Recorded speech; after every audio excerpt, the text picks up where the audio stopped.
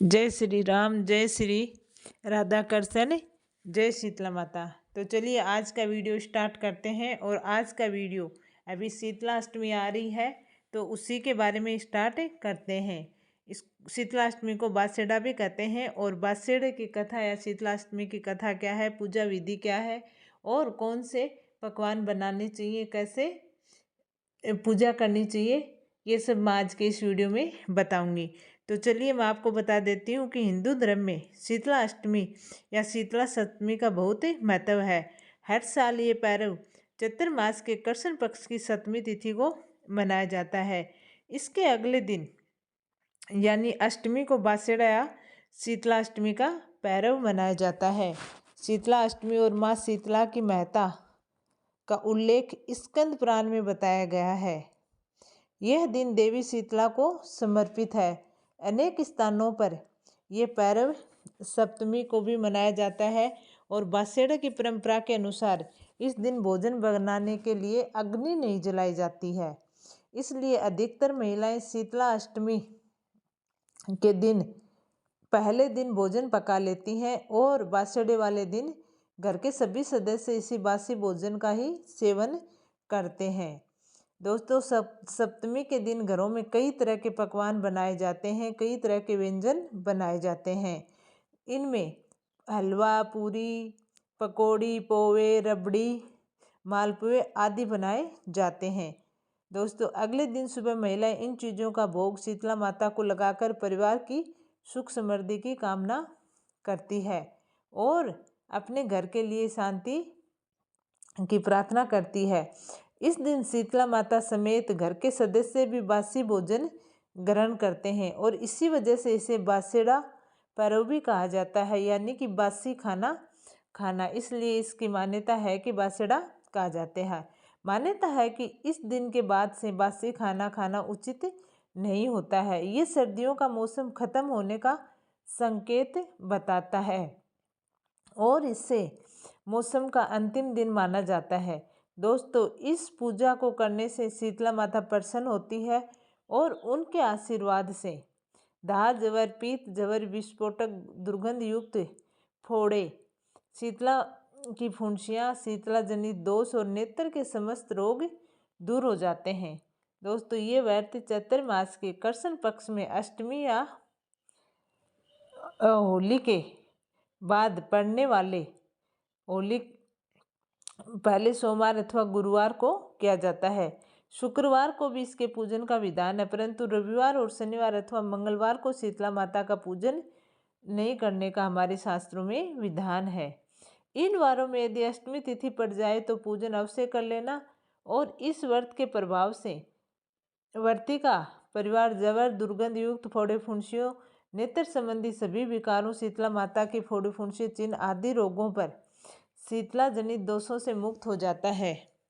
इस व्रत के करने से शीतला देवी प्रसन्न होती है और अपने भक्तों पर आशीर्वाद बरसाती है। दोस्तों, हर गांव, नगर तथा शहर में शीतला जी का मंदिर मिल जाता है। मठ में शीतला का स्वरूप भी अलग अलग तरह का देखा जाता है। हर जगह इनका रूप अलग अलग होता है।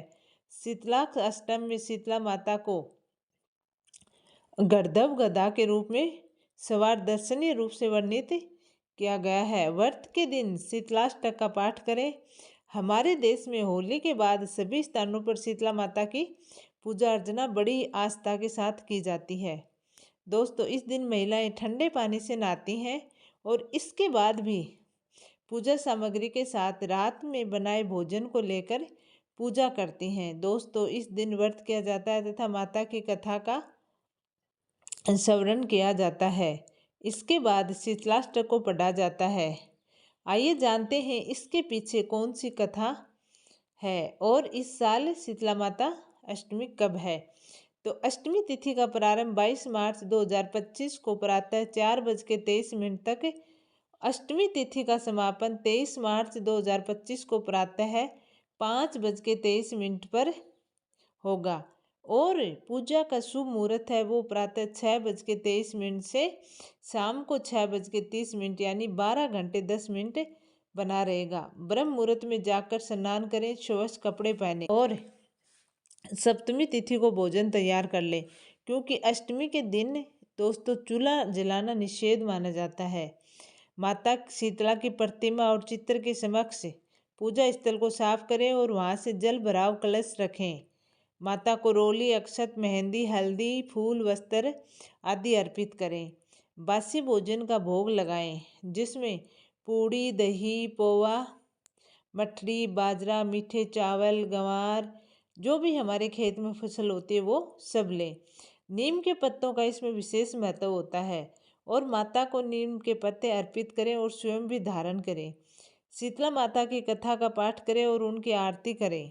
शीतला अष्टमी के अवसर पर बासी भोजन का सेवन और माता को उसका भोग लगाने की परंपरा है। इसके पीछे दो मान्यता है। माता की प्रियता। पौराणिक मान्यता के अनुसार माता शीतला को ठंडा और बासी भोजन पसंद है, इसलिए भक्तगण उन्हें प्रसन्न करने के लिए इस दिन बासी भोजन का भोग लगाते हैं और खुद भी बासी भोजन ही ग्रहण करते हैं। पूरे दिन फलाहार और निर्जला व्रत करने वाले भक्तों को अगले दिन व्रत खोलना चाहिए। अब मैं आपको बता दूं कि शीतला अष्टमी व्रत कथा क्या है।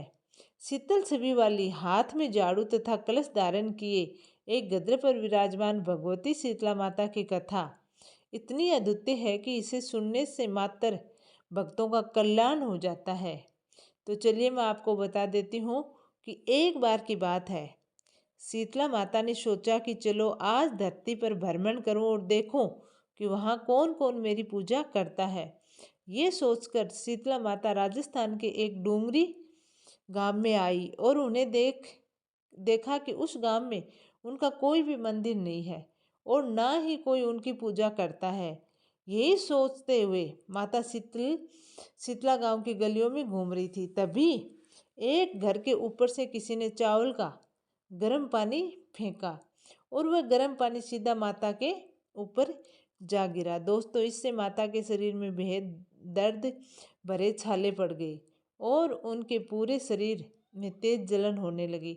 जब दर्द से कराती शीतला माता इधर उधर भागकर चिल्लाने लगे कि मेरे शरीर जल गया है और तप रहा है, कोई मेरी सहायता करे। लेकिन दोस्तों, उस गांव में किसी ने भी शीतला माता की सहायता नहीं की और वहीं एक कुम्हारन एक घर के बाहर बैठी थी।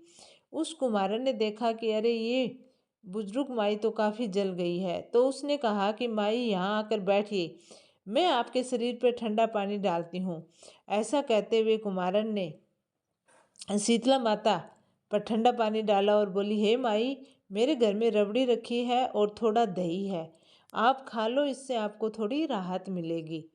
तो माई ने ठंडी रबड़ी और दही खाया तो उसके शरीर को काफ़ी ठंडक मिली और उनकी जलन भी कम हो गई। उस कुम्हारन की सेवा भाव देखकर शीतला माता उससे अत्यंत प्रसन्न हुई और अपने वास्तविक रूप में प्रकट होकर बोली कि मैं शीतला देवी हूँ। मैं इस धरती पर देखने आई थी कि मुझे कौन मानता है और कौन मेरी पूजा करता है, और मैं तुम्हारी इस सेवा से बहुत प्रसन्न हूँ। अतः तब उस कुमारन ने हाथ जोड़कर कहा कि हे माँ, मेरे घर में तो हर और दरिद्रता बिखरी हुई है, ना तो चौकी है ना बैठने का आसन है, मैं आपको कहाँ बैठाऊं। ये सुनकर शीतला माता उस कुमारन के घर के बाहर खड़े गधे पर बैठ गई और माँ ने एक हाथ में झाड़ू दूसरे हाथ में डलिया लेकर उस कुम्हार के घर के संपूर्ण दरिद्रता को झाड़ कर डलिया में भरकर फेंक दिया। फिर शीतला माँ ने उस कुमारन से कहा कि मैं तेरी सच्ची भक्ति से अत्यंत प्रसन्न हूँ, मांगू तुम्हें क्या वरदान चाहिए। जब कुमारन ने विनम्रता से कहा कि हे माता, मेरी इच्छा है कि आप इस डूंगरी गांव में स्थापित होकर यहीं निवास करें।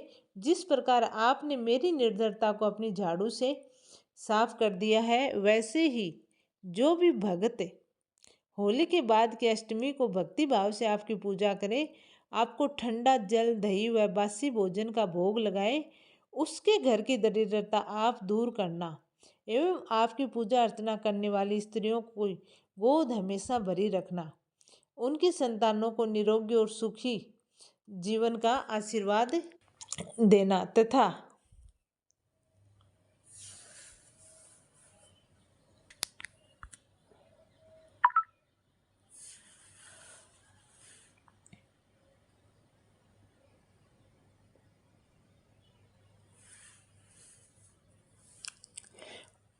निरोगी और जीवन का आशीर्वाद देना।